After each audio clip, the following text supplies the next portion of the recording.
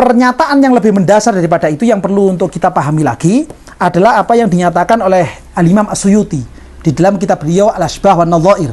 Beliau menukil suatu keterangan dari Al-Imam Abu Ishaq Asy-Syirazi, yang mana dalam kaitannya ini adalah keterangan tentang tasyrikun niyah, penggabungan niat dalam satu ibadah, yaitu pada bagian yang keempat beliau menyatakan ar-rabi', ya bagian yang keempat, an yanwiya ma'an nafli naflan akhor, meniatkan satu ibadah sunnah digabungkan dengan satu ibadah sunnah yang lainnya.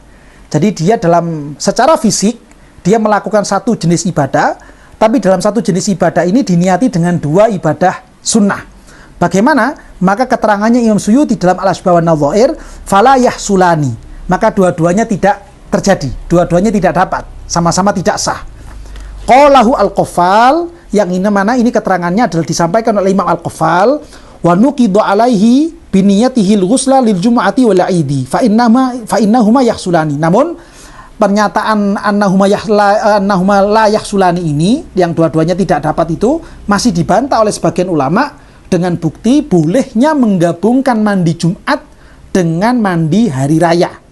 Buktinya ketika menggabungkan mandi Jumat dengan mandi hari raya, itu dua-duanya bisa dapat pahala sunnah walaupun hanya melakukan satu kali mandi. Nah, bagaimana menanggapi ini? Kok tadi di awal mengatakan dua-duanya bisa terjadi, dua-duanya bisa sah, namun kemudian masih dibantah oleh ulama yang lain ada contoh yang dua-duanya bisa sah. Yang tadi pertama tidak sah, yang kedua kok bisa sah. Bagaimana?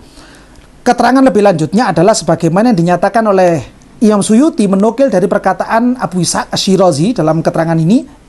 Lakin fi syarhil muhadzab, disebutkan dalam syarahnya muhadzab, yaitu berarti rujuknya kepada Imam Nawawi, fi mas'alati ijtima'il aidi wal kusufi, dalam kasus menggabungkan sholat id dengan sholat gerhana, anna fi maqaluhu nadharan, dalam hal ini perlu diteliti ulang. Maksudnya di baris di atasnya ada pernyataan bahwa menggabungkan sholat id dengan sholat kusuf, sholat gerhana itu bisa sah dua-duanya. Keputusan seperti ini masih perlu dirinci ulang, katanya Imam Nawawi. Qala, beliau mengatakan, li'anna sunnatain idza lam tadkhul ihdahuma fil ukhra la yanaqidu intat tasyrik bainahuma. Ketika satu ibadah sunnah ini tidak bisa masuk kepada ibadah sunnah yang lain, artinya yang ibadah sunnah A tidak bisa masuk kepada ibadah sunnah yang B, atau ibadah sunnah B tidak bisa masuk kepada ibadah sunnah yang A, fala yanaqid, maka dua-duanya tidak bisa sah ketika digabungkan menjadi satu bentuk fisik ibadah. Contohnya, Imam Nawawi mencontohkan kasunnatid duha wa qadha'i sunnatil fajri, seperti orang yang melaksanakan sholat sunnah duha tapi juga diniati untuk qadha qobliyah subuh. Taruhlah misalkan ada orang yang tadi sebelum subuh itu belum melaksanakan sholat sunnah qobliyah subuh, lalu kemudian dia mengqadhanya ketika sholat duha. Boleh apa tidak menggabungkan sholat duha sekaligus juga diniati dengan qadha qobliyah subuh? Dalam hal ini menyatakan tidak bisa, karena dua-duanya memiliki asbab tidak bisa masuk antara satu dengan yang lainnya. Bikhilafi tahiyatul masjid wa sunnatid dhuhri mathalan, berbeda dengan kasus tahiyatul masjid dan juga sunnah zuhur, maka itu bisa sah dua-duanya. Nah, pernyataan seperti ini yang tadi titik tekannya adalah idza lam tadkhul ihdahuma fil ukhra, ketika satu ini tidak bisa masuk kepada yang satunya lagi, sunnah satu dengan sunnah yang tidak bisa masuk, maka ini memperkuat apa yang dinyatakan oleh Imam Ibnu Hajar. Sehingga keputusannya, menurut pandangan Ibnu Hajar, satu kambing tidak bisa dipakai untuk ibadah kurban sekaligus ibadah akikoh. Ini beberapa keterangan tambahan tentang pemikiran yang muncul dari Imam Ibnu Hajar, berbeda dengan pandangannya Imam Romli yang menyatakan boleh satu ekor kambing untuk akikoh sekaligus kurban. Untuk kita, masyarakat muslim, ketika dihadapkan dengan khilafiyah yang model seperti ini, mana yang kita ikuti? Kita mengikuti Imam Romli atau kita mengikuti Imam Ibnu Hajar?